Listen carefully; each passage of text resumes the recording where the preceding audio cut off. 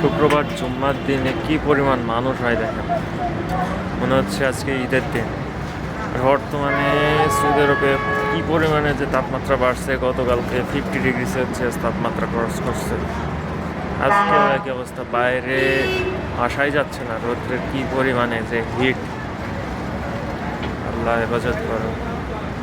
রোজ আসরের ময়দানে তাহলে আমরা কি করবো? 50 ডিগ্রি সেলসিয়াস তাপমাত্রা আমরা সহ্য করতে পারছি না, তো কিয়ামতের ময়দানে তখন সূর্য থাকবে মাথার একদম কাছে, তখন কিভাবে সহ্য করবো আমরা?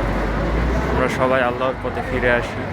আল্লাহ আমাদের তার পথে ফিরে আসার হৃদায়ত দান করুক। আমরা 5 ওয়াক্ত সালাত আদায় করি,